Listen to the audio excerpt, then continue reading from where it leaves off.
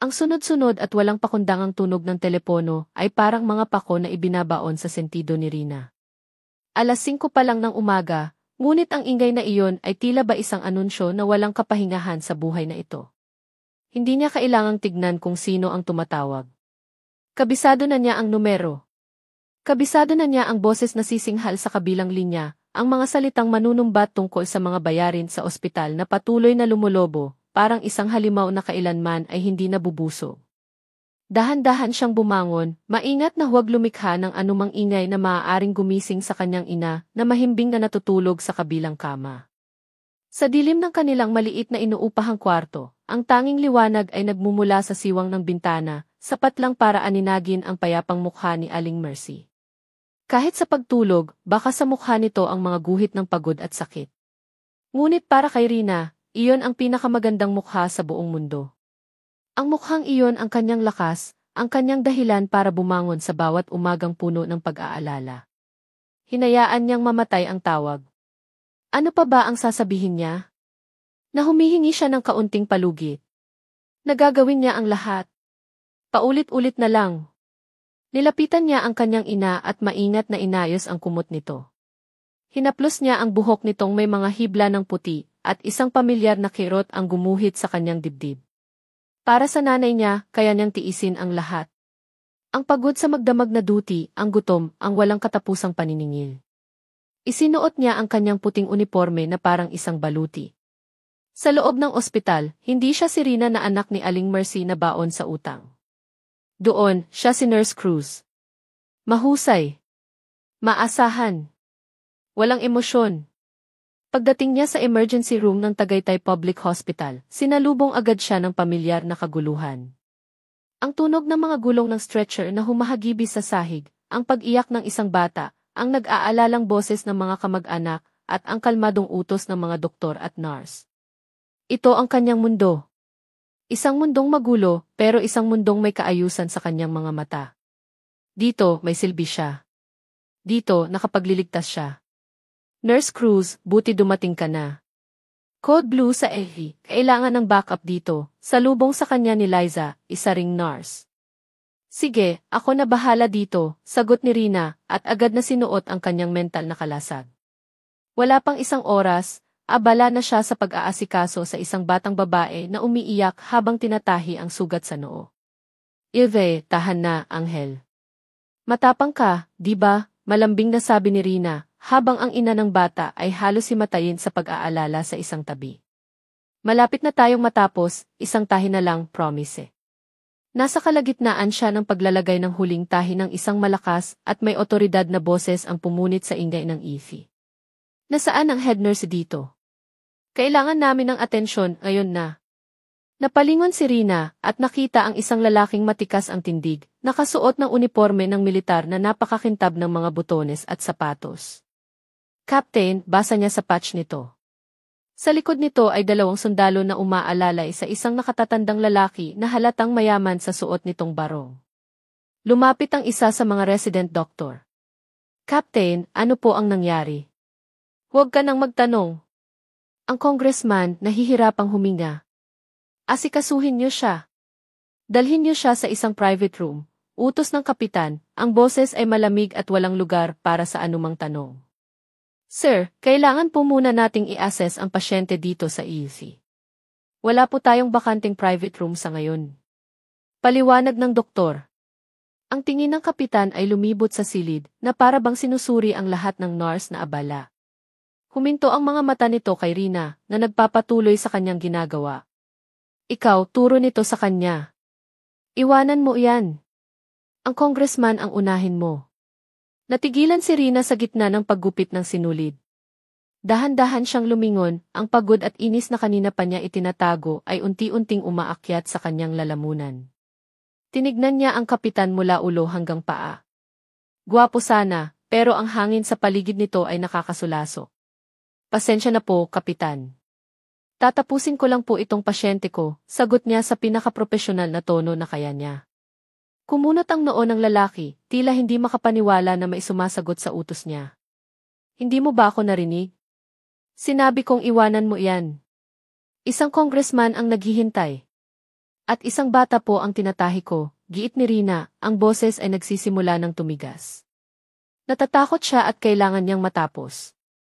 Walang inuuna dito, sir. Kung sino ang mas kritikal o kung sino ang nauna. Lumapit ito sa kanya, ang bawat hakbang ay mabigat. Naramdaman ni Rina ang pagbabago sa hangin. Ang mga tao sa paligid ay tila tumigil sa paghinga, nagmamasid. May ideya ka ba kung sino ang kinakausap mo, nurse? Tanong nito, ang boses ay mababa at puno ng pagbabanta. Huminga ng malalim si Rina. Pagod na siya. Pagod na sa mga taong iniisip na nabibili ng pera at kapangyarihan ang lahat. Hinarap niya ito ng buong tapang, ang mga mata nila ay nagpang-abot sa isang digmaan ng kusa. Opo. Isang kapitan ng militar na nasa loob ng aking emergency room, sagot niya, idiniin ang salitang aking. At dito sa emergency room, kapitan, pantay-pantay ang lahat. Pobre man o congressman, bata man o sundalo. Kung hindi kritikal ang lagay niya, maghihintay siya tulad ng lahat. Isang nakabibinging katahimikan ang namayani sa kanilang pagitan. Nakita ni Rina ang pag-igting ng panga nito, ang apoy na nag-aalab sa mga mata nitong kulay kape. Walang nagsalita. Tanging ang tunog na lang ng monitor ng bata ang maririnig. Pagkatapos ng ilang segundo na parang isang oras, tumalikod ito ng walang salita at binalikan ang kasama. Nakahinga lang ng maluwag si Rina nang mawala na ito sa kanyang paningin.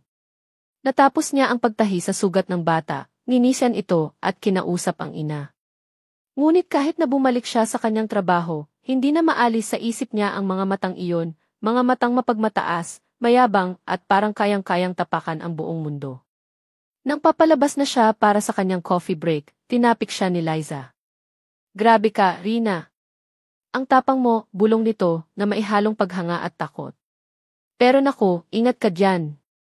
Bakit naman? Akala mo naman kung sino siya, kibit balikat ni Rina. Umiling si Liza. Hindi mo ba talaga siya kilala?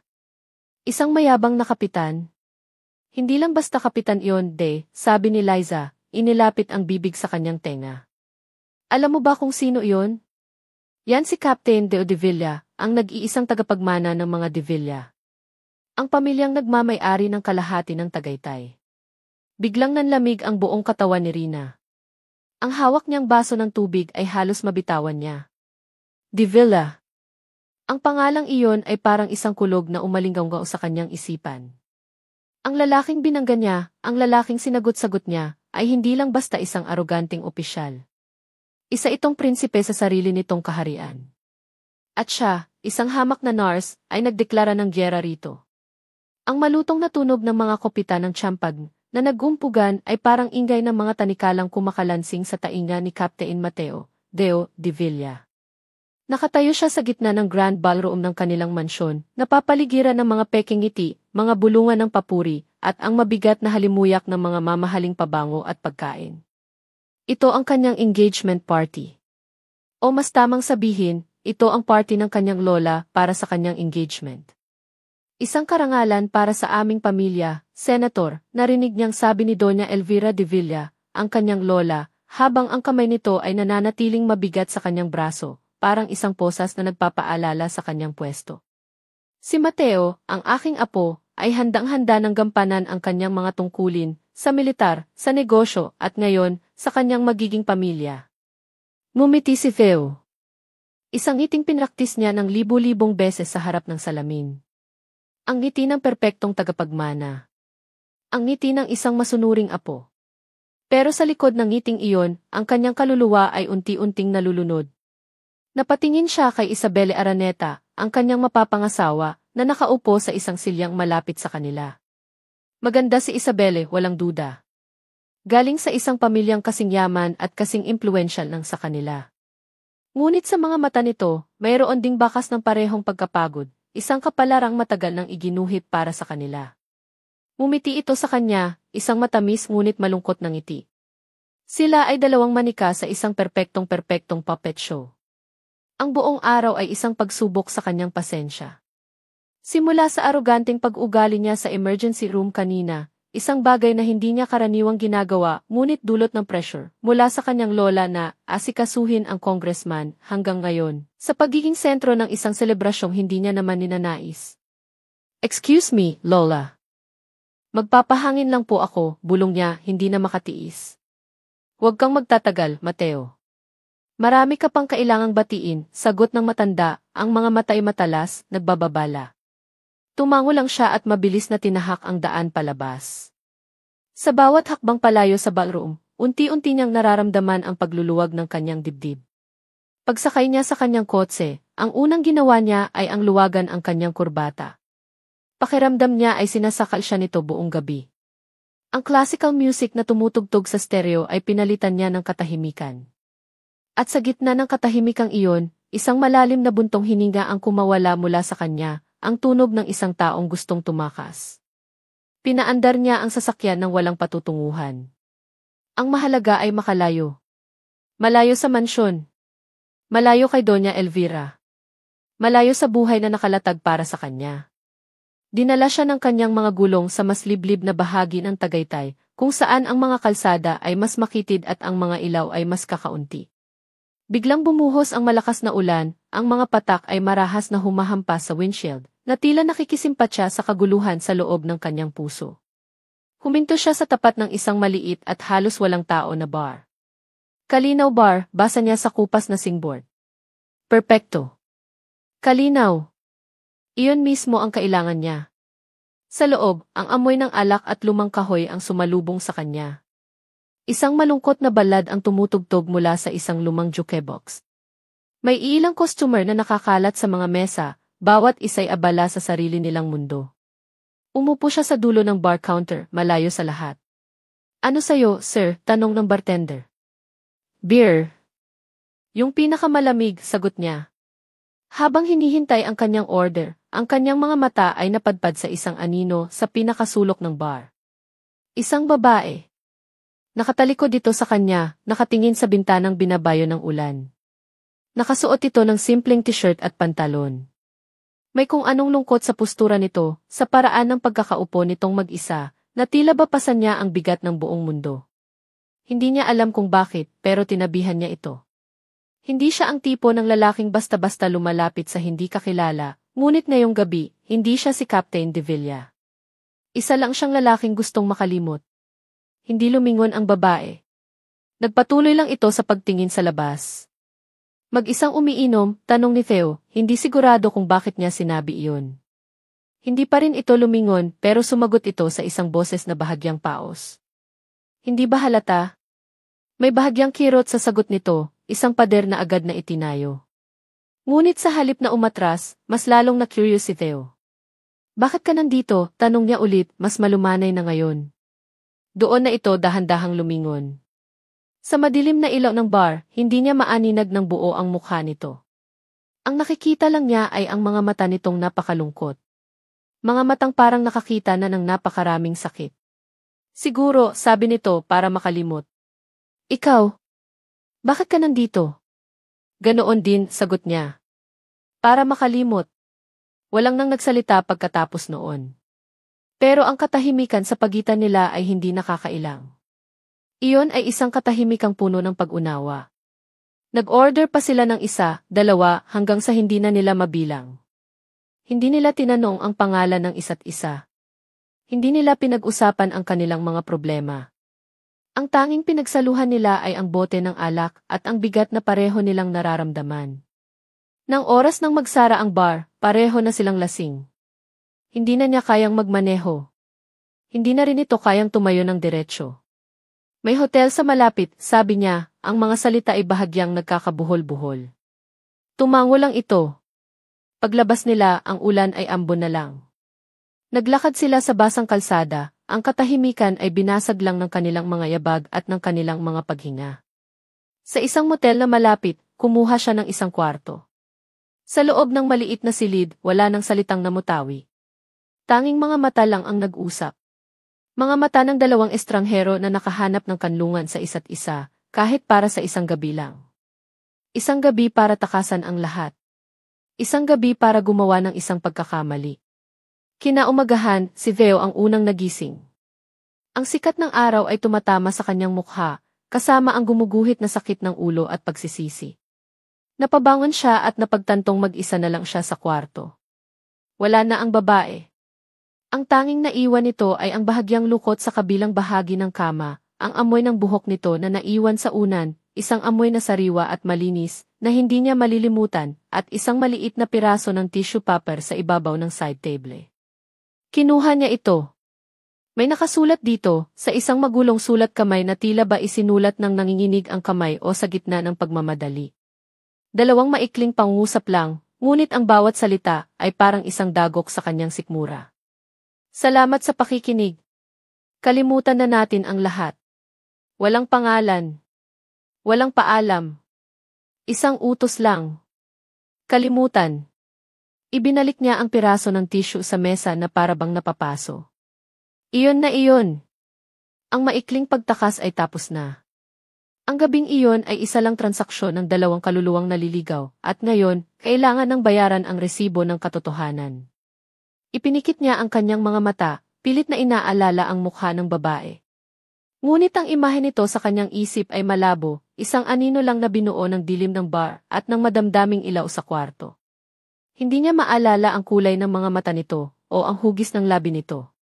Ang tanging malinaw, ang tanging totoong-totoo, ay ang pakiramdam. Ang bigat ng ulo nito sa kanyang balikat habang tahimik silang umiinom. Ang init ng kamay nito nang magkahawak sila palabas ng bar. Ang amoy nito, isang pinaghalong amoy ng ulan, murang sabon, at isang kakaibang lungkot na tumatak sa kanyang alaala.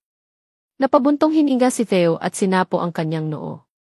Ang sakit ng kanyang ulo ay tila ba katumbas ng bigat ng kanyang pagsisisi. Tumingin siya sa kanyang mga kamay. Sa kanyang kaliwang pulsuhan ay ang mamahaling relos na regalo ng kanyang lola.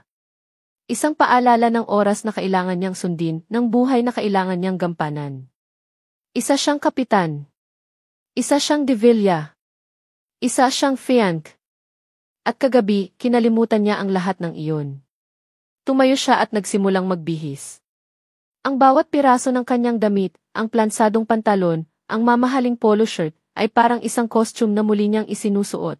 Ibinabalik siya sa kanyang tunay na pagkatao, sa kulungang ginto na kanyang tinakasan. Habang nagmamaneho pabalik sa mansyon, ang sikat ng araw sa Tagaytay ay tila mas nakakasilaw kaysa dati. Ang luntiang tanawin na dati nagbibigay sa kanya ng kapayapaan ay ngayon parang nangungutya. Dinaanan niya ang mga billboard ng kanilang mga negosyo, ang mga malalawak na lupain na may pangalang de Villa na nakaukit sa mga arko. Ito ang kanyang mundo. Isang mundong walang lugar para sa mga gabing walang pangalan at mga sulat sa tissue paper. Isang pagkakamali. Iyon lang iyon. Isang pagkakamali na kailangan niyang ibaon sa limot, gaya ng hiling ng babae. Iyon ang tama. Iyon ang nararapat. Ngunit habang papalapit siya sa malaking bakal na tarangkahan ng kanilang mansyon, habang bumabalik siya sa buhay na perpekto at nakaplano, hindi niya mapigilang isipin. Paano mo kakalimutan ang isang bagay na hindi mo naman talaga nakilala? Paano mo kakalimutan ang isang pakiramdam na sa unang pagkakataon sa napakatagal na panahon ay naging totoo? Ipinark niya ang kotse at huminga ng malalim bago bumaba. Isinuot niyang muli ang kanyang maskara, ang ngiti ng perpektong tagapagmana. Ngunit sa likod ng maskarang iyon, may isang bahagi sa kanya na naiwan sa maliit na motel room na iyon. Isang bahagi na ngayon ay naghahanap ng isang anino at umaamoy sa alaala ng isang hindi malilimutang halimuyak. Ang utos ay kalimutan. Ngunit alam ni Theo, sa kaibuturan ng kanyang puso, na ang gabing iyon ay hindi na kailanman mabubura. Ito na ngayon ang kanyang pinakamalalim na sekreto.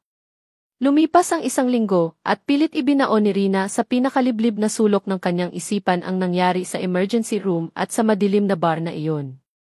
Ang una ay isang bangungot ng kahihiyan, ang pangalawa, isang pagkakamaling hindi niya lubos maisip kung paano nagawa. Ang alaala ng mayabang na kapitan at ng estrangherong may malungkot na mata ay dalawang magkaibang multo na pilit niyang tinatakbuhan. Kailangan niyang mag-focus. Ang bayarin sa ospital ng kanyang ina ay hindi naghihintay at ang mga multo ng nakaraan ay hindi makakapagbayad niyon.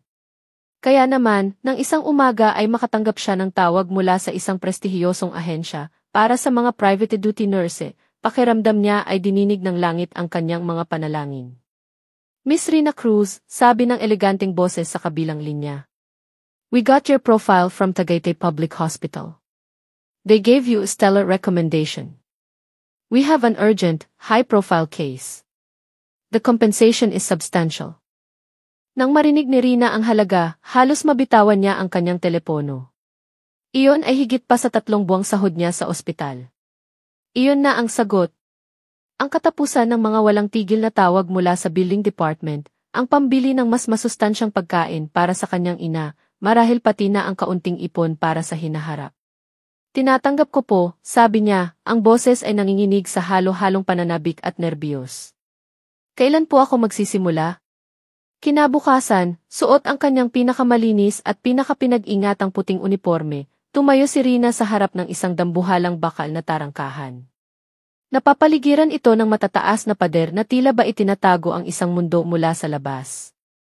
Sa itaas ng arko ay nakaukit sa ginto ang mga salitang alam na alam niya, Yevilla. Isang malamig na kaba ang gumapang sa kanyang likod. Nagkataon lang ba ito? O isang masamang biro ng tadhana? Napakaraming mayayamang pamilya sa Tagaytay, bakit dito pa? Pilit niyang pinakalma ang sarili.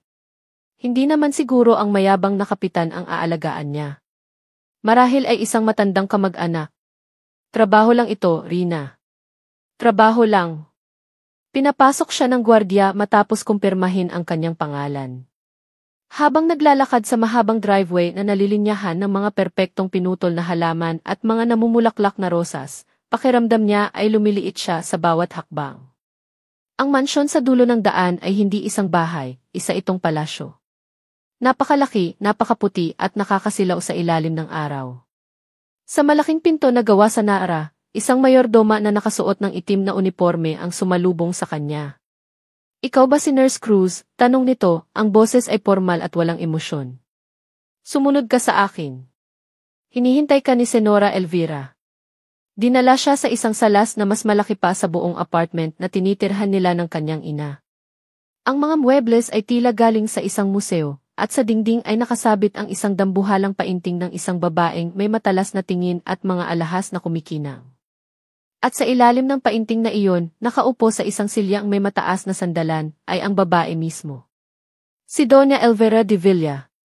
Ang matriarch ng pamilya. Nakasuot ito ng isang eleganting bestida. Ang buhok ay perpektong nakaayos, at ang mga mata nito, kahit sa edad nito, ay kasing talas ng sa isang agila. Magandang umaga po, bati ni Rina, yumuko ng bahagya. Tinitigan siya ni Doña Elvira mula ulo hanggang paa, isang tinging mapanuri na parang binabasa ang bawat detalye ng kanyang pagkatao. Ang katahimikan ay mabigat.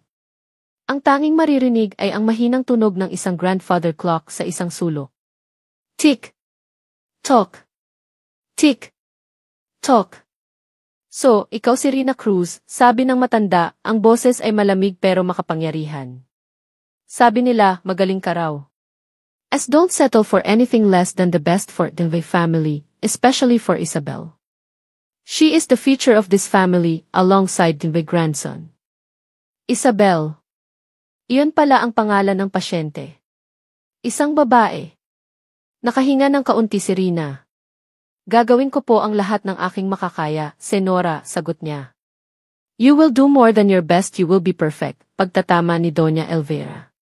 Ang pasyente ay nasa kanyang silid sa itaas. She has a delicate heart condition.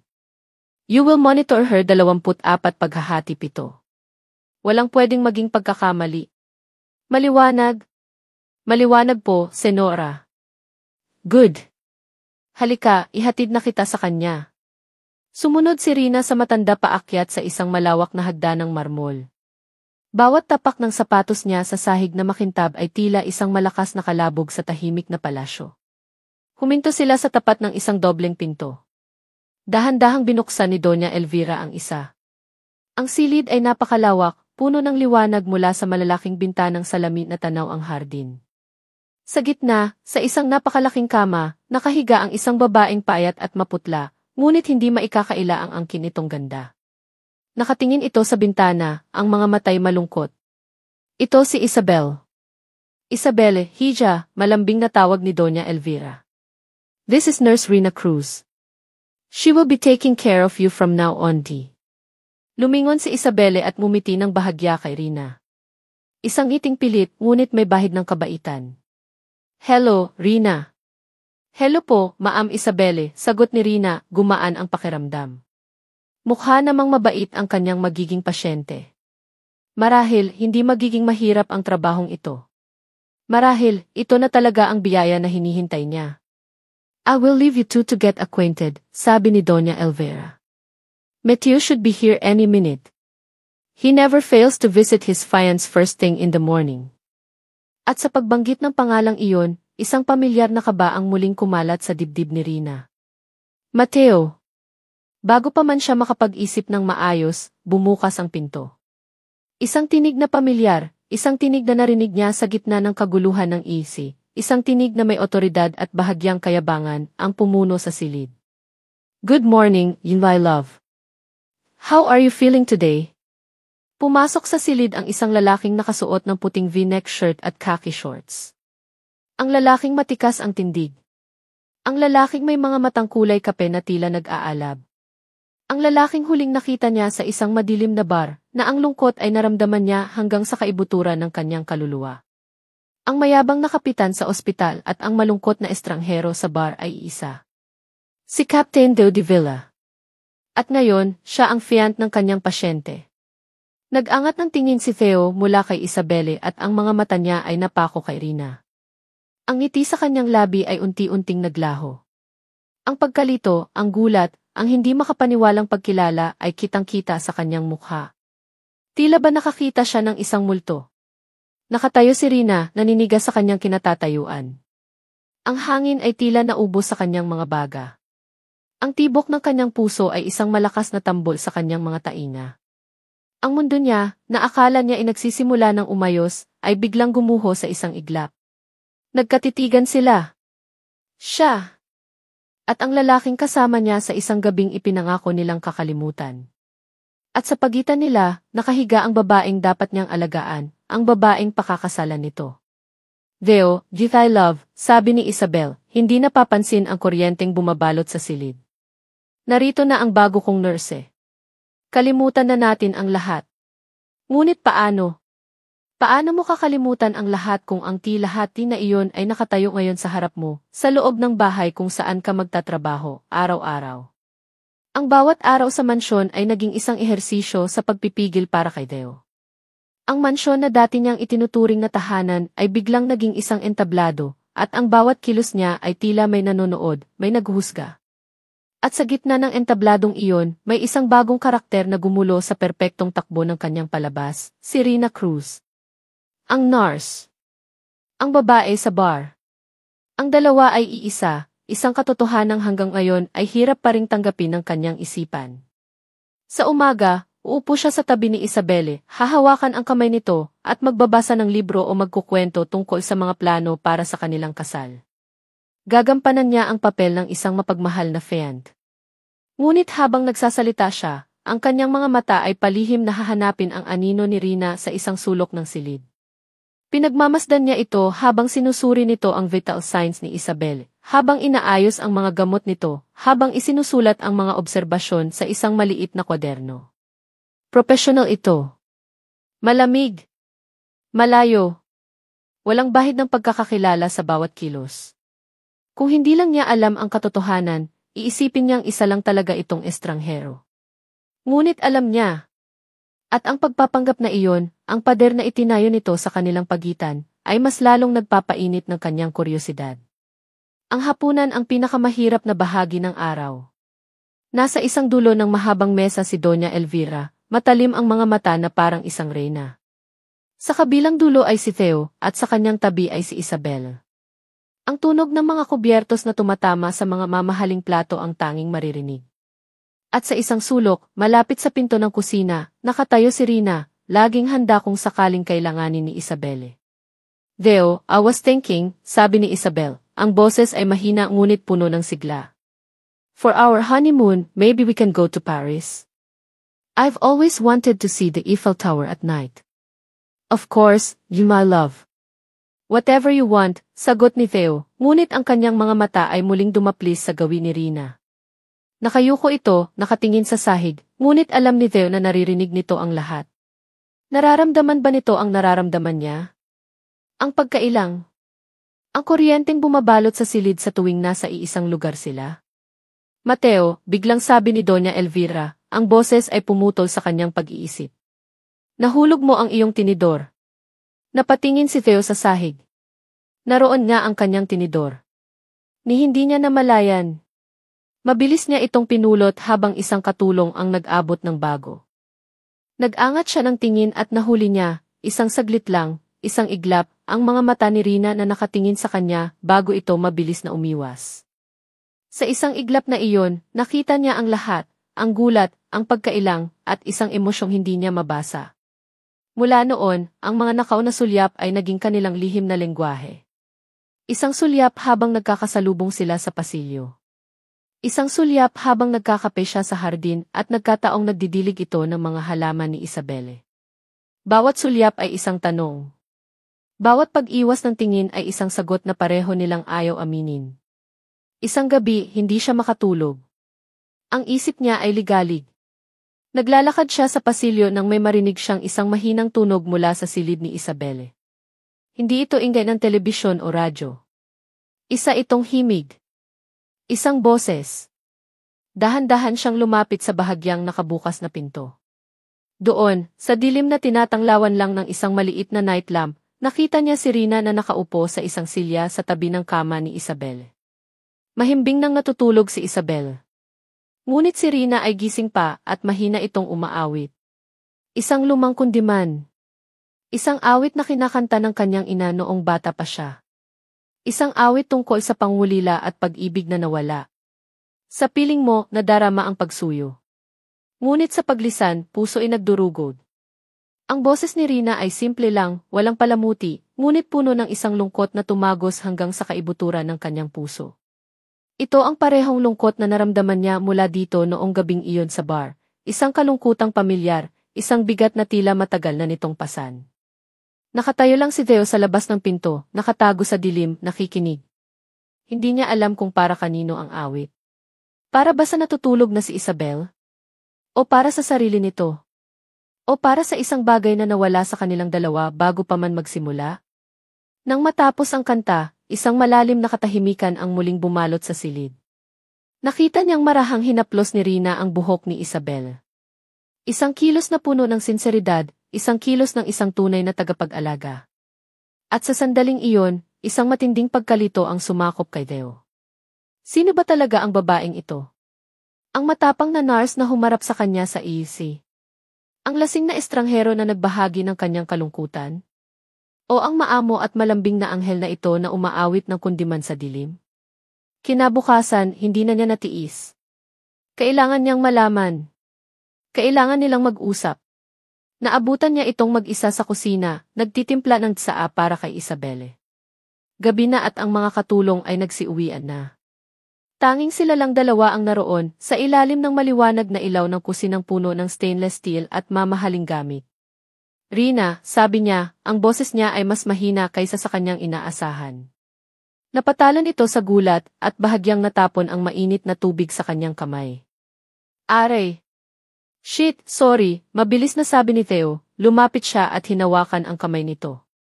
Okay ka lang? Tignan ko. Ang balat nito ay namumula. Agad niya itong dinala sa lababo at binuksan ang gripo, hinayaang dumaloy ang malamig na tubig sa kamay nito. Ang kanilang mga katawan ay magkalapit. Amoy na amoy niya ang pamilyar na halimuyak nito, ang amoy ng sabon at ng kung anong sariwa at malinis. Okay lang ako, sir, sabi ni Rina, pilit na binabawi ang kanyang kamay. Ang paggamit niya ng geyser ay parang isang sampal, isang pader na muli niyang itinayo sa kanilang pagitan. Hindi binitawan ni Theo ang kamay nito. Huwag mo akong tawaging sir, sabi niya, ang mga mata ay nakatitig sa kanya. Hindi tayo estranghero, Rina. Alam mo yan. Umiwas ito ng tingin. Trabaho ko lang po ito, Captain de Villa. At parte ng trabaho ko ang maging propesyonal.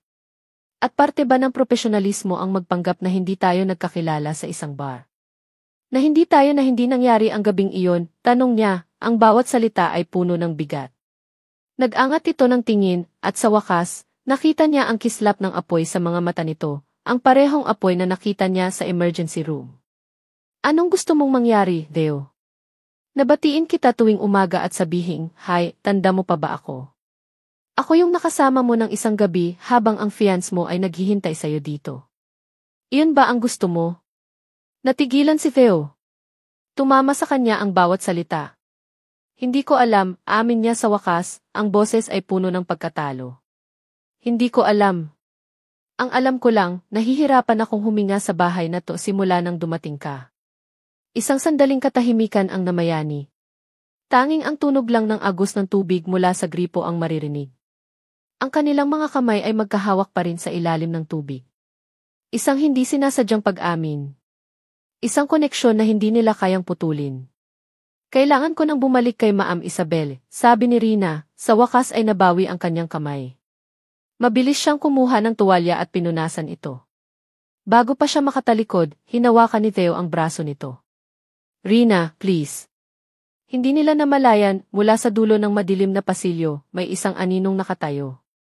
Si Doña Elvira. Umuwi siya ng maaga mula sa isang pagpupulong. Nakita niya ang lahat, ang paglapit, ang paghawak sa kamay, ang tensyon sa pagitan ng kanyang apo at ng bagong nurse. Hindi niya narinig ang pinag-usapan, ngunit sapat na ang kanyang nakita. Ang mga mata ng matanda ay naging kasing talim ng yelo.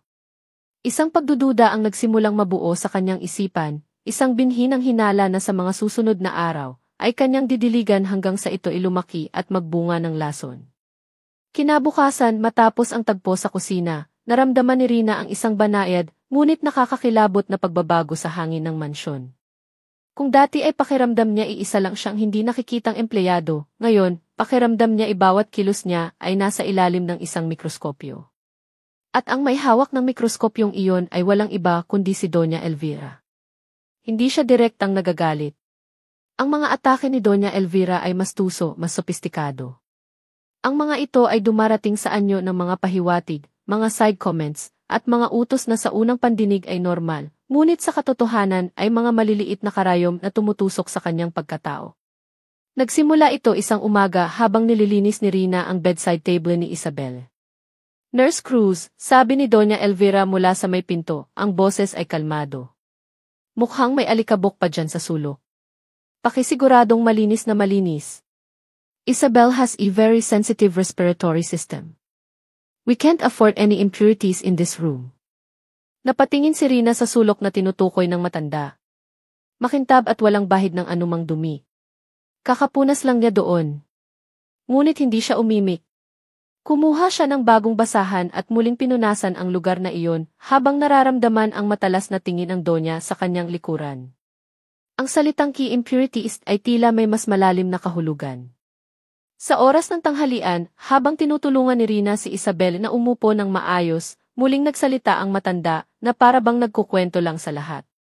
Alam mo, Rina, pamilya ang pinakamahalagang bagay sa mundo, simula nito habang hinihiwa ang kanyang steak. Ang isang magandang pamilya, isang marangal na pangalan iyan ang mga bagay na hindi matutumbasan ng pera. Pero syempre, may mga tao na pera lang ang habol. Mga taong gagawin ang lahat para lang makaakyat sa buhay, kahit pamanira ng pamilya ng iba. Napahigpit ang hawak ni Rina sa kanyang uniforme. Nakayuko siya, ngunit ang mga salita ni Doña Elvira ay parang mga batong ibinabato sa kanya. Hindi niya magawang tumingin kay Theo, na tahimik lang sa kanyang upuan, ang mukha ay hindi mabasa. Tama po kayo, Lola, sabi na lang ni Theo, ang boses ay walang laman. Family is everything. Ang pinakamasakit na sandali ay dumating ng hapon na iyon. Ipinatawag siya ni Doña Elvira sa silid nito. Ang silid ay puno ng mga antigo at mamahaling gamit. Sa ibabaw ng kama nito ay nakalatag ang isang napakagandang trahe de boda, puting-puti, kumikinang sa mga diamante at perlas. Halika, Rina. Tignan mo, sabi ng matanda, hinihimas ang mamahaling tela. Ito ang isusuot ni Isabel sa kasal nila ni Mateo. Gawa pa ito sa Espanya. Isang disenyo na para lamang sa mga reyna. Tumayo lang si Rina sa may pinto, hindi makagalaw. Ang isang divilla ay para lang sa isang kapwa-dugong maharlika, pagpapatuloy ng matanda, ngayon ay nakatingin na ng diretso sa mga mata ni Rina. Ang mga basahan ay dapat manatili sa sahig. Hindi sila nababagay sa mga palasyo. Isang sampal. Isang napakalinaw na sampal na hindi man lang gumamit ng kamay. Naramdaman ni Rina ang pamumula ng kanyang mga pisngi, ang pangingilid ng luha sa kanyang mga mata. Ngunit hindi siya iiyak. Hindi niya ibibigay ang satisfaksyon na iyon sa matanda. Napakaganda po, Senora, sabi niya, ang boses ay pilit na pinatatag. Siguradong magmumukhang anghel si Maam Isabel dyan. Isang bahagyang ngiti ang sumilay sa labi ni Doña Elvira, isang ngiti ng tagumpay. Tama ka. At ang aking apo, si Mateo, ay nararapat lang sa isang anghel. Hindi sa isang oportunista. Itinuro nito ang pinto. Maaari ka nang bumalik sa iyong trabaho. Tumalikod si Rina at naglakad palabas. Bawat hakbang ay mabigat. Pagdating sa pasilyo, sumandal siya sa pader at ipinikit ang mga mata, pilit na pinipigilan ang hikbing gustong kumawala.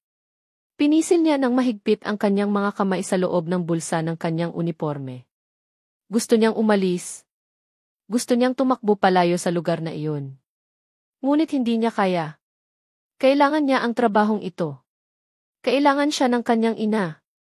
Kaya't huminga siya ng malalim, itinago ang sakit, at muling isinuot ang kanyang maskara ng pagiging propesyonal. Samantala, sa kanyang opisina sa ibaba, si Doña Elvira ay may ibang ginagawa. Kinuha niya ang kanyang telepono at tinawagan ang kanyang pinagkakatiwalaang private investigator. Ricardo, sabi niya, ang boses ay malamig at mapanganib. May ipapatrabaho ako sa'yo. Isang nurse.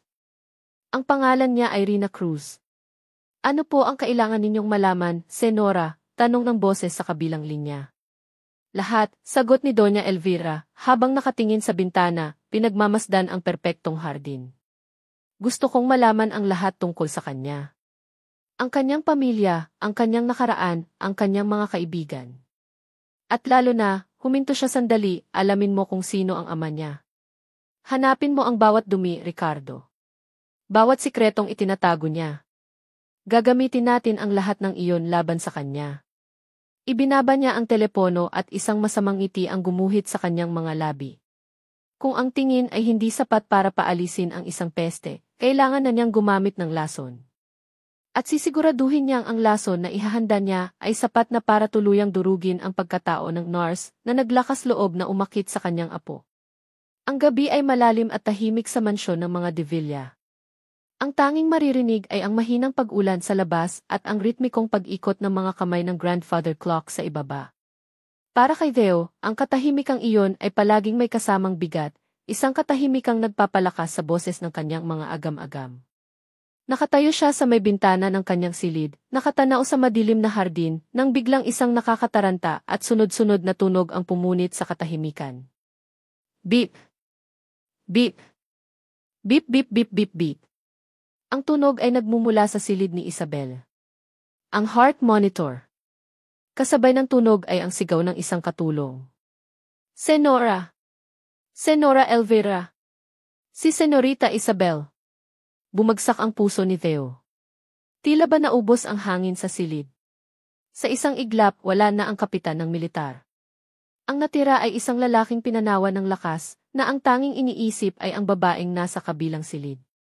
Mabilis siyang tumakbo palabas. Pagdating niya sa silid ni Isabel, ang eksena ay purong kaguluhan. Naroon si Doña Elvira, namumutla ang mukha sa takot. Dalawang katulong ang nag-iiyakan sa isang sulok. At si Isabel, nakahiga sa kama, hirap na hirap sa paghinga, ang mga mata ay nakadilat sa paghihirap. Ang tunog mula sa monitor ay isang walang tigil na alarma, isang anunsyo ng paparating na trahedya.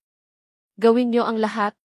Tumawag kayo ng ambulansya, sigaw ni Doña Elvira, ang boses ay nanginginig sa unang pagkakataon. Natawagan na po, pero ma-traffic daw po, sagot ng isang katulong. Paralisado si Theo. Nakatingin lang siya kay Isabel, pakiramdam niya iisa siyang inutil. Ano ang magagawa niya? Isa siyang sundalo. Sanay siyang lumaban, pero hindi sa isang kalabang hindi niya nakikita. Sa gitna ng kaguluhan, isang boses ang pumailan lang, kalmado, matatag, at puno ng otoridad. Tumabi kayo. Lahat ay napalingon. Mula sa kanyang maliit na silid sa tabi, lumabas si Rina, ang mukha ay seryoso, ang mga mata ay nakapokus. Hindi na siya ang nurse na laging nakayuko. Ngayon, isa siyang komandante sa sarili niyang larangan. Bigyan niyo ako ng espasyo, utos niya, at tila mahikang nagsihawian ang mga tao. Mabilis niyang sinuri ang mga monitor, ang kanyang mga mata ay mabilis na gumagalaw. Masyadong mabilis ang tibok. She's having a severe palpitation. May oxygen tank ba dito? Nasa ilalim ng kama, nauutal na sagot ng katulong. Kunin mo. Bilisan mo, sigaw ni Rina. Itinagilid niya si Isabel. Ma'am Isabel, makinig ka sa akin. Huminga ka ng malalim. In, out.